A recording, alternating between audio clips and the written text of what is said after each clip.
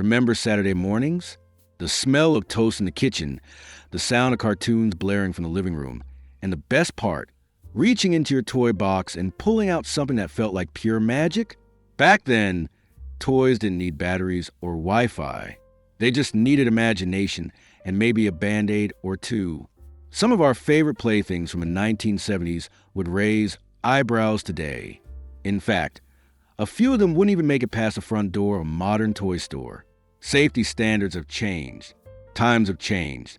But oh, how we miss the wild world of 70s toys. Today, we're counting down 10 toys from the 1970s that will be banned today. A trip down memory lane that's equal parts thrilling, hilarious, and slightly terrifying. So grab a soda from the fridge, kick back, and let's take a spin through the toy box of yesteryear. The Gilbert U 238 Atomic Energy Lab. When science was a little too real. Long before Bill Nye the Science Guy, there was the Gilbert U 238 Atomic Energy Lab, a real, honest-to-goodness nuclear science kit for kids. Sold in the early 1950s, but still floating around in basements and classrooms through the 70s. This box came with actual radioactive materials. We're talking uranium or a Geiger counter, and even a Wilson cloud chamber to watch particles zip by. Kids were encouraged to conduct experiments with real radiation. Can you imagine that today? Hey, Jimmy, don't eat the uranium, but go ahead and measure its half-life. It was born in the atomic age, when people were both scared of and fascinated by nuclear power. This kit promised to teach the next generation of scientists. And it did. Some say it inspired real physicists. But by today's standards, it's basically a hazmat suit waiting to happen. No way this thing clears customs now. Still, there's something awe-inspiring about a time when parents trusted their 10-year-old to handle a chunk of uranium. Mattel's Thingmaker creepy crawlers. Plastic monsters born in hot ovens. If you grew up in the 70s, you probably smelled it, the sharp, rubbery stink of a Thingmaker heating up in a kitchen oven. This wasn't just a toy. It was a mini factory. You poured goopy colored plastic into metal molds shaped like spiders, scorpions, and slimy blobs, then baked them at 450 degrees for 15 minutes. Out came bouncy, rubbery creatures that looked straight out of a B-movie. And they were awesome. But here's the catch. The molds got red hot. The plastic could burn. And if you open the oven too soon, you got a face full of toxic fumes. Not exactly OSHA-approved. Parents didn't seem to mind. It was the 70s. Everyone smoked in the house, and microwave was still a fancy word. Today, a toy that requires oven time and produces fumes? Instant recall. But back then, it was Saturday's science and sticky fingers all afternoon. The lawn darts Jarts. When dinnertime got dangerous. Picture this. A summer evening, the sun dipping behind the trees, and kids tossing heavy, pointed darts into the air, laughing as they thunk into the grass. That was lawn darts, also known as Jarts, because nothing says fun like a weapon with a brand name. These weren't soft foam toys. They were metal-tipped, 12-inch darts weighing nearly half a pound. You threw them up, hoping they'd land tip first in the ground. They were popular at barbecues, family picnics, even advertised on TV. A game for all ages, they said. All ages, including the age of getting impaled. By the 1980s, after multiple injuries and a few tragic deaths, the government said enough. Banned. Gone. But in the 70s, they were just another way to pass the time, right after riding your bike without a helmet. The Evel Knievel stunt cycle. Daredevil dreams on a plastic bike. You need a real motorcycle to be Evel Knievel. All you needed was $5.99 and a steep driveway. This little red bike came with a spring-loaded launcher and a ramp. You wound it up, placed a tiny Evel figure on the seat, and boom, he flew through the air, usually straight into the dog or the neighbor's azaleas. What made it special wasn't just the action, it was a fantasy. Every kid imagined themselves soaring over 15 buses, cape flapping, crowd roaring. The toy was everywhere, under Christmas trees and birthday bags, in ER waiting rooms. But let's be real.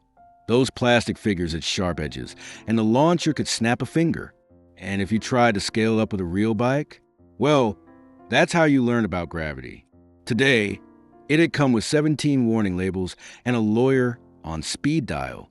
But back then, it was pure, unfiltered adventure. The Weebles, wobble but don't fall down. Until they did. Weebles wobble, but they don't fall down. That jingle is still stuck in our heads. These egg-shaped little figures were a staple of 70s playrooms. They were fun, colorful, and seemed indestructible. You could knock them over all day, and they'd always bounce back up. But here's the dark secret. Some early Weebles were painted with lead-based paint. By the late 70s, the government caught on. Lead paint? On a toy kids chewed on? That's a one-way ticket to a recall. The company fixed it fast, switching to safer paints. But for a while, these cheerful little guys were quietly dangerous. Still, we forgive them. They taught us balance, perseverance, and how to set up tiny grocery stores in the basement. The Spirograph, art that could draw blood. Before apps and digital design, there was a Spirograph, a delicate dance of gears, pens, and concentration. You'd pin down a plastic ring, slip a gear inside, drop a pen through a hole, and slowly turn it to create hypnotic, swirling patterns. It was math, art, and magic all in one. But those little metal gears, sharp, the pins, pointy, and if you slipped, you'd get a tiny puncture wound. Just another badge of honor from 70s creativity. No soft edges, no safety caps, just a box full of tools that looked like they belonged in a dentist's office. Today, you'd need a safety waiver to open the box. But back then, you just taped up your finger and made another masterpiece. The shaving cream can that shot foam. The prank that covered the ceiling. Not exactly a toy, but sold right alongside toys, was a canned shaving cream with a twist. Literally, you'd shake it up, point it, and press the nozzle to blast a thick stream of foam across the room. It wasn't for shaving. It was for pranks. Birthday parties exploded with white clouds. Brothers ambushed each other in hallways. Living rooms looked like snow hit early. But here's the kicker. The propellant was flammable. And the cans? Pressurized enough to pop like a firecracker if left in the sun. Today, it's banned in many states. Too risky. Too messy. Too 1970s. But back then, it was the ultimate laugh until Mom found out. The Johnny Lightning car launcher. Speed, crashes, and flying metal. This wasn't a toy car. This was a projectile. The Johnny Lightning launcher was a spring-loaded ramp that shot tiny metal cars at terrifying speeds. You cocked it back, placed the car in zoom, it tore across the floor, often ricocheting off walls, pets, or little siblings. The cars themselves had sharp edges. The launcher had a metal spring that could snap. And if you aimed wrong, goodbye, lamp. Hello, timeout. But oh, the thrill, the speed, the crash. It was like having your own demolition derby in the den. Today, a lawsuit waiting to happen. Back then, just another Tuesday. The Magic 8-Ball, the original one. Answers from the deep and a bit of toxic sludge. You shook it. You asked it.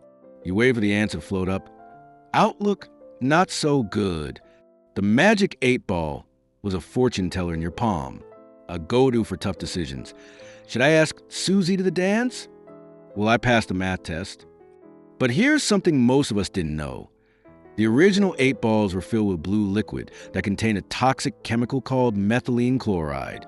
If the ball cracked or leaked, you didn't want that near your skin or your sandwich. Later versions fix a formula. But for a while, your childhood psychic was basically a tiny toxic waste site. Still, it never steered us wrong. Well, except when it said yes, definitely about jumping the bike ramp. The Doodle pad, aka the Etch-a-Sketch. The screen you couldn't break, but could choke on. Before tablets, there was the Etch-a-Sketch.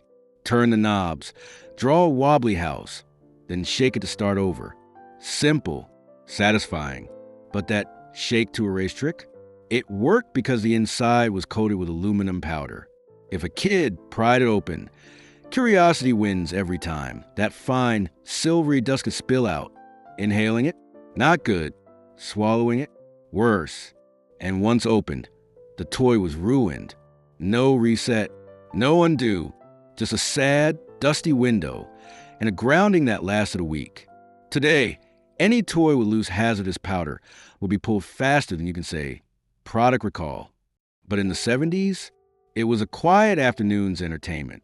And if you drew a perfect bicycle, that was a masterpiece. Life was simpler in the 1970s. Toys were bolder, rules were looser, and scraped knees were just part of fun. We took risks, got creative, and somehow lived to tell the stories, often with a Band-Aid still on. These 10 toys? They might not pass today's safety tests, but they pass something bigger, the test of memory. They're stitched into our childhoods, like old denim jackets and mixtapes. What toy from your past do you miss the most? Was it the Weebles, the Spirograph, or maybe you still have a lawn dart story you're not allowed to tell at family dinners? Drop a comment below. We'd love to hear your memories. And if you enjoyed this trip down memory lane, go ahead and like the video, hit subscribe, and ring that bell. Because every week, we're bringing more stories from a time when life moved a little slower and playtime was a little wilder. Until next time, keep the memories spinning.